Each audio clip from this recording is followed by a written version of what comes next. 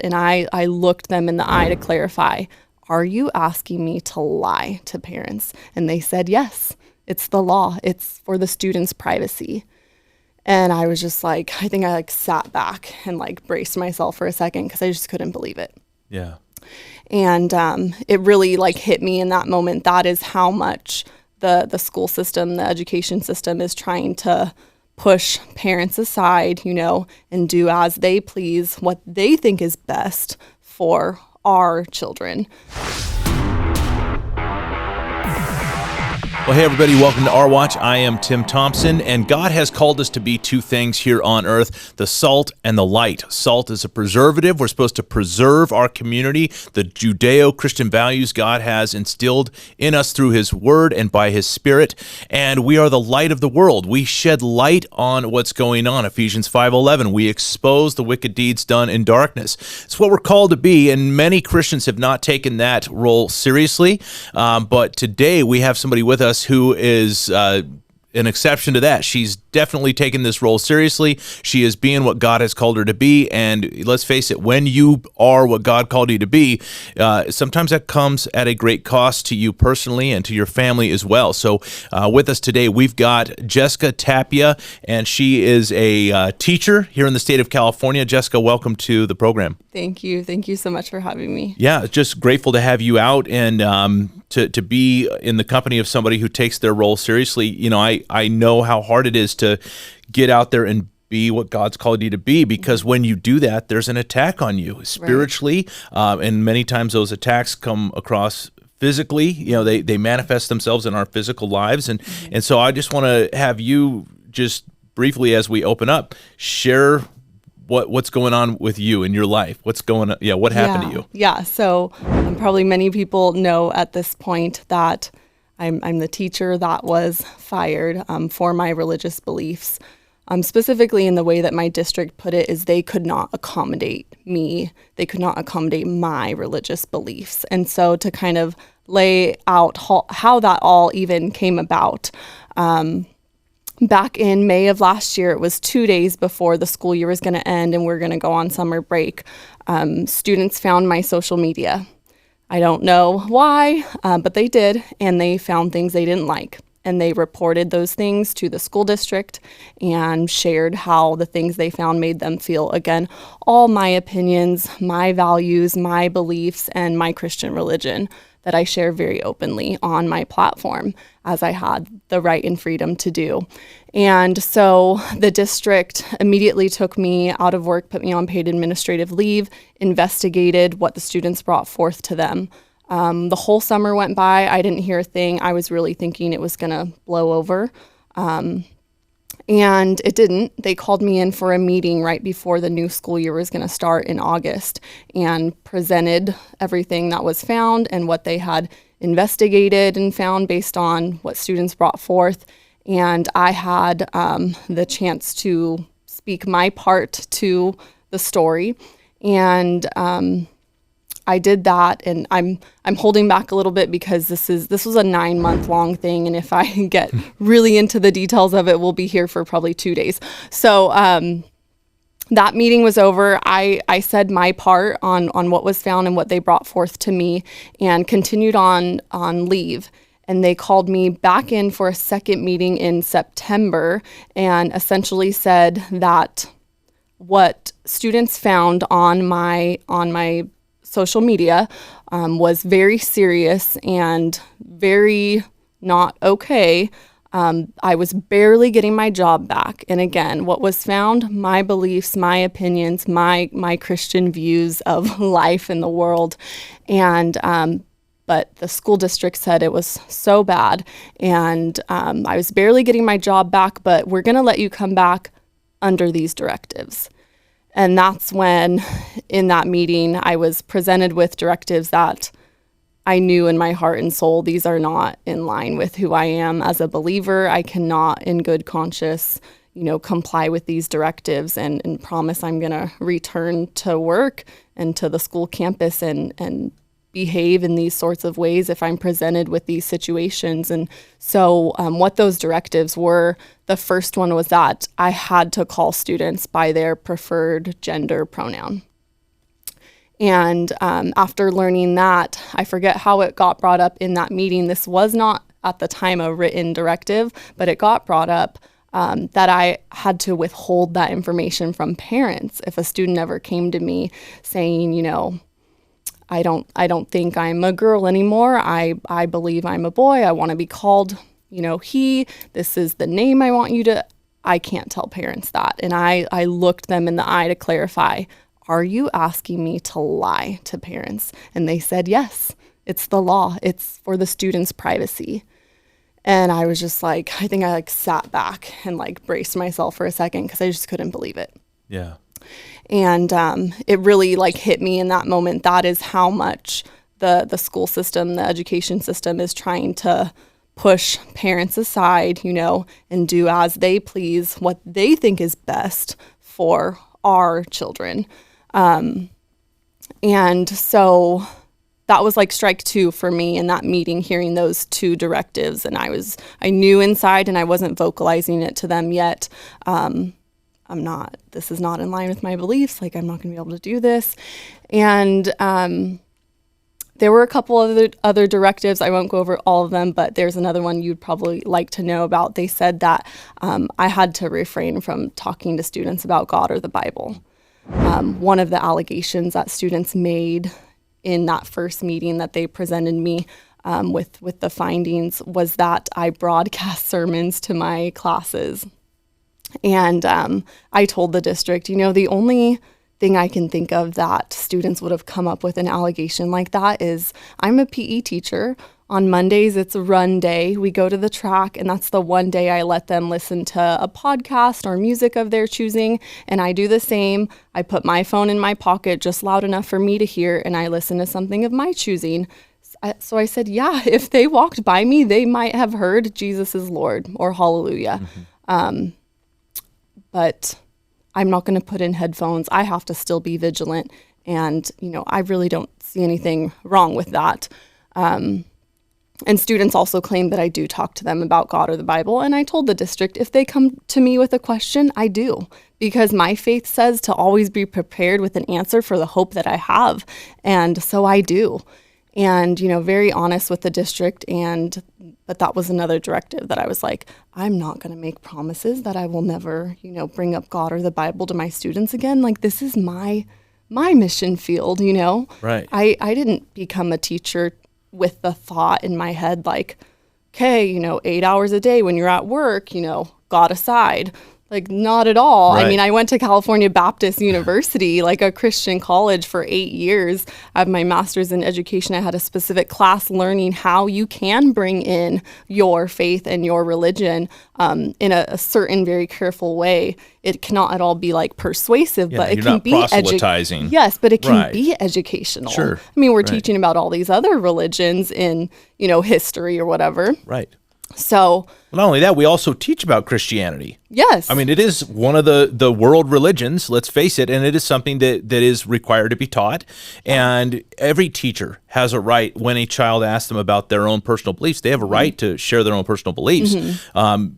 But proselytizing is a whole different thing. But here you are, you're a tenured teacher, right? So you're a tenured teacher. You have these allegations against you, and the thing that really frustrates me hearing this is there are so many teachers with their own personal beliefs that are pushing their beliefs on our children. And I've said this before, we've got some great clearly, we have some great teachers in our public education system. Yeah. However, we have some activist teachers that are all too happy to try to indoctrinate our children with stuff that is against our religious beliefs. And how come they scream intolerance, and yet they're the ones being intolerant? They're being intolerant of your beliefs. How come you're not allowed to have your own beliefs? Exactly. It definitely feels like all forms of diversity except Christianity. Right. Is what it feels like. Right. Definitely. It was made clear to me in that second meeting with the directives, and especially the one about refraining from, speaking of God or the Bible. I knew this is spiritual warfare. Yeah. Probably the most I've ever encountered in my life. So I wanted to be very, very wise about what I was to do next. And in that second meeting, they were calling me back. I mean, they wanted me to show up. This was like a Thursday or Friday. They wanted me to show right back up on Monday. And I'm like inside, like in turmoil for so many reasons, as you can imagine. I mean, to show up to this campus where students found stuff they didn't like and agree with on my social media, and they airdropped it to everyone. And, obviously did all that they could to craft these allegations against me based off what they found. And I'm supposed to just walk back into that one. Two, with these directives that obviously were not in line with my faith. So to kind of move forward, I didn't go back. I went off on stress leave for about 3 months, just like praying, seeking counsel, trying to decide like, what am I to do next? And to be honest, most of the time that I was off, me and my husband, we wanted it done. We wanted this. It caused so much like stress, and you can imagine all the emotions. And we were thinking I was going to resign. I had half of a resignation letter written, but God just like kept bringing the right people into my life, just like speaking into me, pouring into me. And I can remember very clearly like hitting a breaking point where I was feeling very stressed, very like I need to make a decision right now. But the one I wanted to make wasn't really working out, which was the resigning. Because I just couldn't seem to get this letter written. I have, a 5'3" and 1-year-old at home, and it's, rare to be able to sit at a computer and type anything out. And I remember telling my mother-in-law, like, it's the end of my stress leave. I need to let the district know I'm not coming back. I can't get this resignation letter written. Like, what's going on? And she just looked at me and she was like, Jess, there's a reason that you can't finish this letter. There's a reason, like, just be patient and trust. And so I was like, okay. And just was like, I'm just going to pray for God to give me clarity still, because I'm not feeling 100% that resigning is what I should do. So I had made a really, really great, deep connection with a new friend on social media. And she had asked, can me and my husband call you one Sunday? And he had just started a group or an organization in Washington called Righteous Law, which is similar to like Pacific Justice Institute, who's representing me, Alliance Defending Freedom. But he had just gotten it started, but he had, wisdom in that area. And I ended up on the phone with really complete strangers for 2 hours that Sunday. And we all just like felt God in that conversation the whole time. It was incredible. And they're like, we can't give you advice on what to do, but, we, off the record personally would say not to resign because, you wouldn't have a case, Why should you have to resign? You're the one that went to school for 8 years to work really hard, get your master's degree, be able to bring that wisdom, that education into our education system. Right. And you're doing so in a professional manner. You have your own personal beliefs. Yeah. Why should you have to resign and give up everything you worked so hard for so long? Exactly. And really, it would have been over feelings. Yeah. Feelings, not fact. Feelings, right. Because students found, again, my personal beliefs had certain feelings about them. Right. Presented their feelings to the district, and the district holds the students to, this higher standard than anyone else. Anything the students say, they just act upon. And, because I made the students feel some sort of way, like I instantly went from, having this great reputation with my school district. It's actually where I grew up, where I met my husband, where I was a straight A student, where I coached, lifeguarded, substitute taught, have phenomenal like reference letters from admin. And so it was so crazy to just, boom, there was a flip. And so where was I with? So you're getting your counsel on what to do. There you go. The phone call. Yeah. So that phone call really like, oh my gosh, it filled me. I just felt like fired up, like, okay, God just gave me my answer. Don't resign. And like my pastor said, that would have been quitting. Resigning would have been quitting. Yeah. and he's right. And I'm glad I didn't do that. I'm glad that I, took that moment to pray when I was just going to completely break down in stress over what to do next. And he gave me the answer. And so what I did instead of resigning is my stress leave was over, and I emailed my district and I said, I'm ready to come back to work and do the best for my students as I always have, but I need you to know something. There's a few directives you've given me that I cannot and will not comply with. They're not in line with my faith and my beliefs. And so I broke down each directive. And so it was the 3 that I mentioned to you, the having to call students by preferred gender pronoun, withholding information from parents, and then, the refraining from speaking about God or the Bible. So I listed those out and I told them why those aren't in line with my faith. And they replied and said, thank you for letting us know. We have to set up a religious accommodation meeting to see if and how we can accommodate your religious beliefs. So I said, okay. And so I showed up to this next meeting. This was the 3rd and final meeting. And the district's attorney, it was an experience of a lifetime. She questioned me up and down, left and right on my faith. Questions I was not ready for, but, I believe the Spirit led. And, everything. Let me ask you about that. Yeah. So questioning you up and down. So basically, I've watched over the last few years people trying to get religious exemptions for, getting certain shots and stuff like that. And people having to prove that they're actually a Christian. Is that kind of the experience they put you through? Like, you have to prove you're a Christian? Yeah. Yes. Yeah. That's totally what it felt like. Unbelievable. These constitutionally protected rights, they're God-given rights, but they're protected by the Constitution. Never before have we seen in the history of our country where people have to prove that they're a religious person. It is unprecedented and uncalled for. And it felt really strange too, and I don't want to make assumptions, and I don't believe that I believe as believers we have discernment and we should use discernment, but I don't believe we can necessarily make the calls to whether or not someone's saved. But it was crazy for me to sit across from someone who, again, I'm using my discernment, I don't believe is a believer, but yet having to prove to this person my faith. What church do you go to? How often do you go to it? What do you study or read, and how often? What about your faith says you can't withhold this info from parents? What about your faith says you can't call students by whatever it is they think or want to be? And so it was intense. But I believe it was just another thing in this whole journey and trial I've been in that really grew my faith, to be honest. And I was honored to sit there and just really, speak from my faith and from the Word and from the Lord. And at the end of that, and mind you, I'm reading them the whole time, and I'm just like, they're not like understanding. Right. They're not, this isn't changing anything for them. I can just tell. And at the end they go, well, is there anything else we need to know that your faith doesn't allow you to do in your position?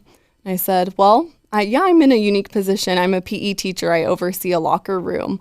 So you should know now I won't be letting biological males into the female locker room. And they go, well, we have a whole other issue then, because you have to. That would be discrimination if a student, no matter what they biologically are, comes to you and says and presents like a female, you have to let them in. And I'm just like, all right, in my heart, okay, it's finalized, like it's affirmed. I don't, I guess, belong here anymore. I don't know what it is, but God's doing something. So I let them know that, and that, became another directive that they were putting on me that I was not in line with.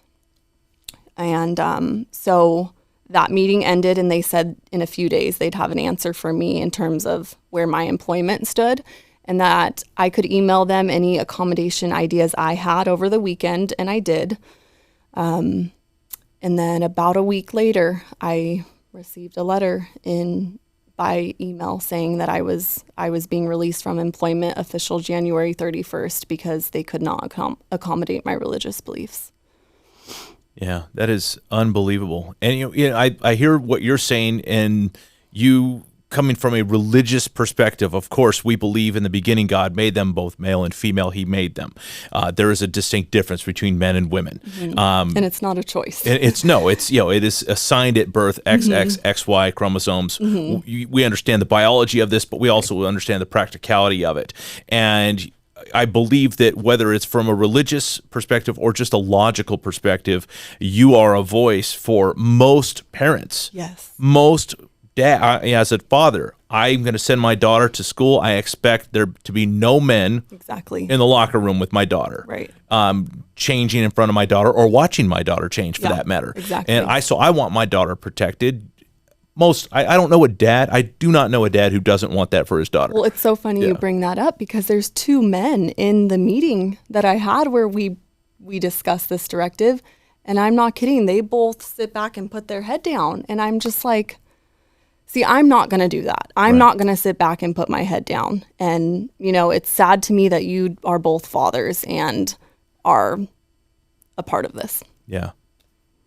And, the thing is, there is a lot of good, well-meaning teachers in these public schools, and this isn't unique to you. This is something that all of the conservative Christian teachers are subject to. Yeah. Where are they? If every single one of them would stand up and do what you're doing, then you wouldn't be in this situation you're in. But when all of them tuck their tail, and I hate to say it, but when they tuck their tail between their legs and just crawl away and say nothing, then we've lost. And this is what we're losing the culture war right now. Christians are losing because they're not being strong. They're not realizing the power that is in them. Greater is he who is in you than he who is in the world. God has not given us a spirit of fear. Right. We need to operate in the spirit of God, the omniscient, omnipresent, omnipotent God, the God that speaks stars into existence, and by his word, the universe was created.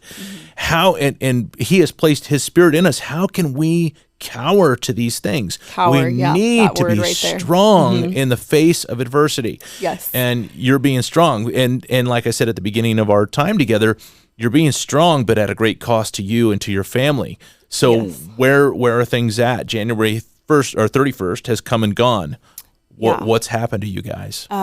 So it was, and I want to speak off of what you just, said about other teachers. And I know there are so many other Christian teachers out there, and they're actually, I don't want to say they all, but hundreds of them are reaching out to me right now with my story going around, and I see them becoming emboldened, and they're letting me know that they are from my story. And I feel so blessed. Like, just that alone makes courage is contagious. That alone makes this step out in courage worth it, to see that I could impact even just one other believer to be salt and light. And what was I going to say off that? I'm sorry. Oh, so when it comes to Christian teachers, I think that fear is where we're losing. We're living in fear, more fear of and in our employer than the Lord. And because that's where I found myself.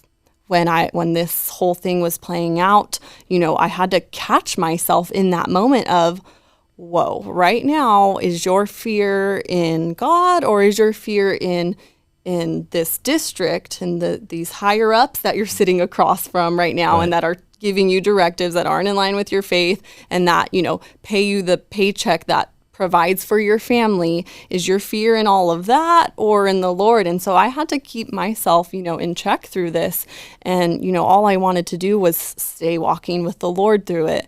And so I had those moments, and I just want to, speak to teachers, to check yourself in that way, where we all have fear. And I think fear can be healthy if it's where it needs to be in the right person, So where is your fear? Really what's ask the yourself of your fear? that. Ask yourself that. And I think that really helps. I know it helped me make what I believe was the right decision for this trial that I, was faced with. So, the Lord says that the people who seek to save their life are going to lose it. And if you're willing to lose your life for the Lord's sake, you're willing to give up and to do without potentially, And what I found is usually when you're willing to do that, you end up not doing without. God ends up blessing you in ways you can't ever even imagine. Yes. But if you're willing to lose your life for his sake, that's when you really truly find your life. Gain it. You gain it, and it's incredible gain. And you're, of course, we store up treasures in heaven. There's no doubt. But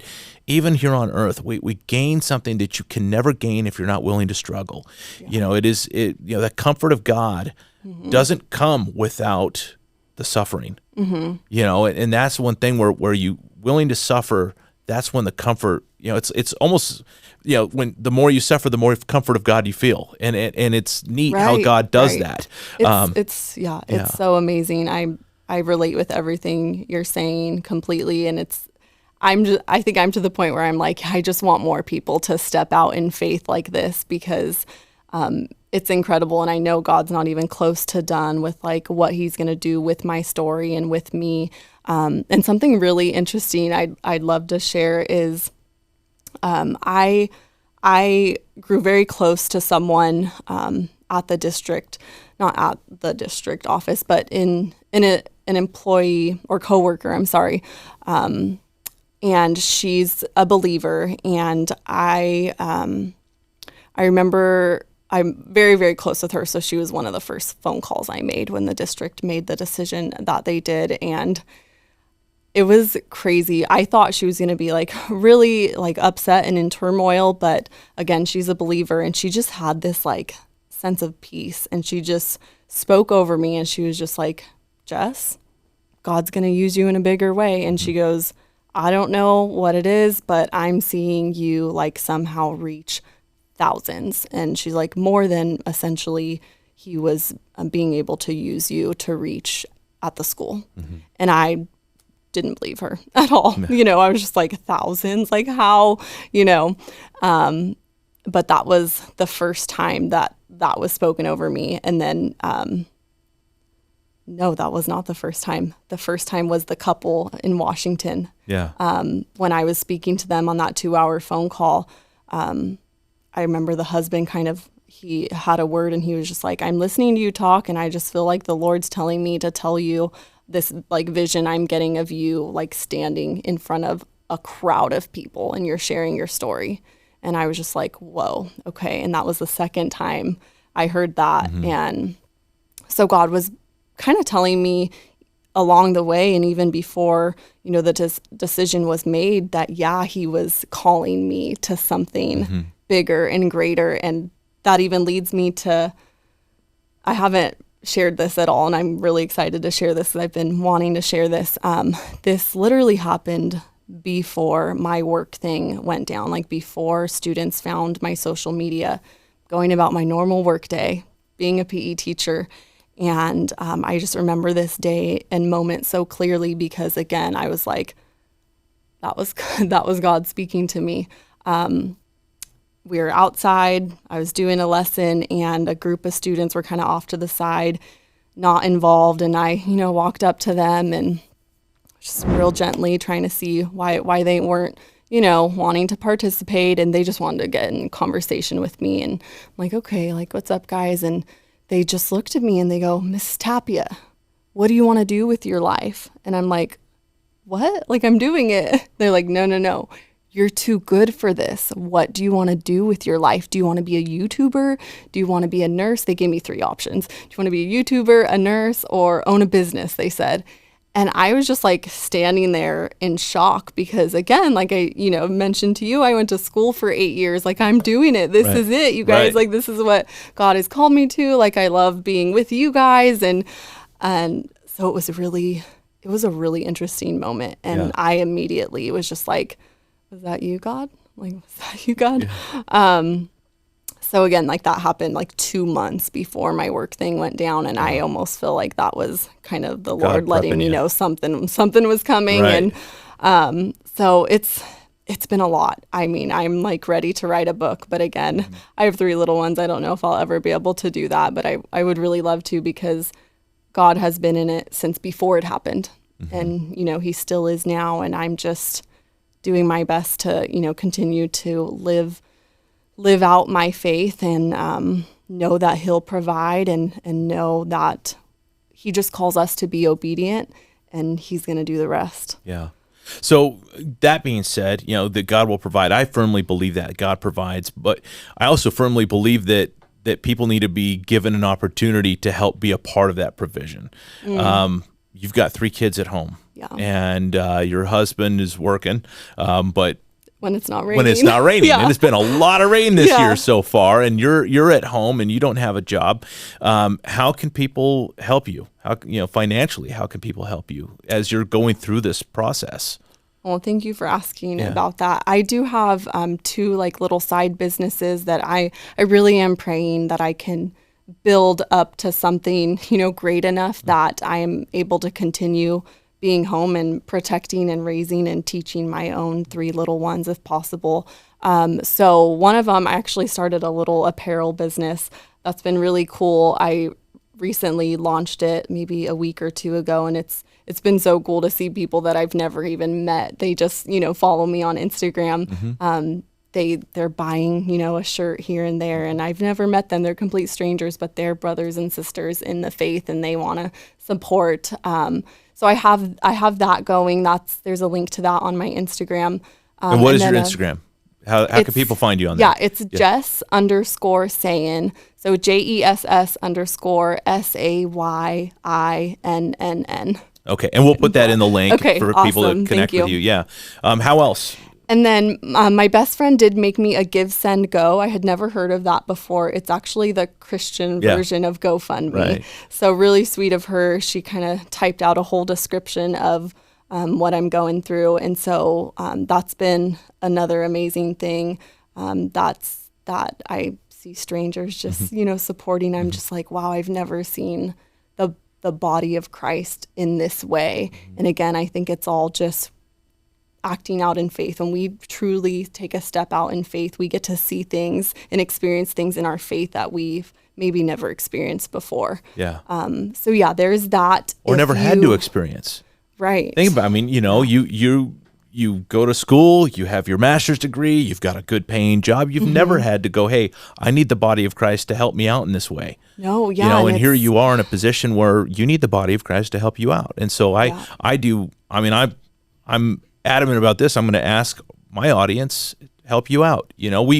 I speak a lot about what's happening in our government-ran schools. Right. I don't even like calling them public schools. I call them government-ran schools. Yeah.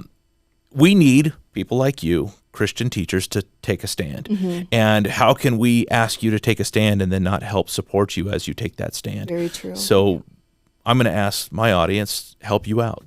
Thank you. So so we'll put all the links to that kind of stuff, how they can, give to your Give, Send, Go, and I'm very appreciative to you. Thank you so much for the stand that you're making, not just for other Christian teachers, but also for parents, also for kids, even these kids that are the ones that are being very loud against you about their feelings. I don't think they realize the damage they're doing to themselves for the future. Yes. They don't understand that someday they're going to hurt somebody else's feelings in what they do, and do they want their job to be taken away just because they hurt somebody's feelings? It's so interesting you say that. Something that when I think exactly of what you've mentioned, these students that have done this, what God has been bringing to mind is, what Jesus said, Father, forgive them, for they know not what they do.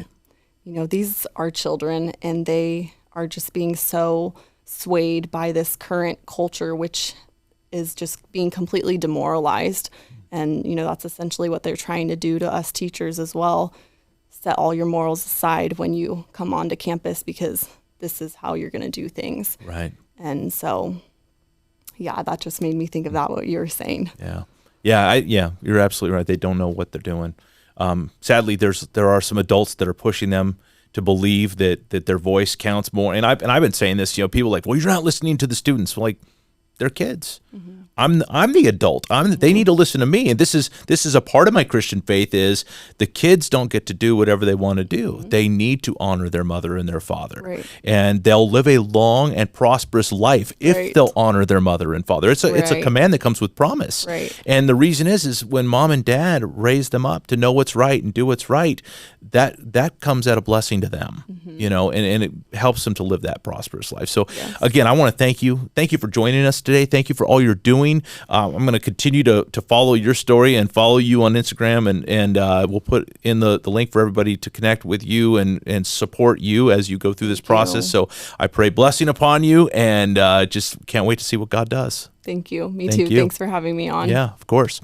And I just want to thank you all for joining us. We will put the links to everything to follow Jessica Tapia on Instagram and all of her social media. Support her. We need people like her to take a stand. And maybe we're not in a position to take the stand, but we can definitely help support her as she takes the stand representing all of us. So God bless you. We'll see you next time right here on Our Watch with Tim Thompson.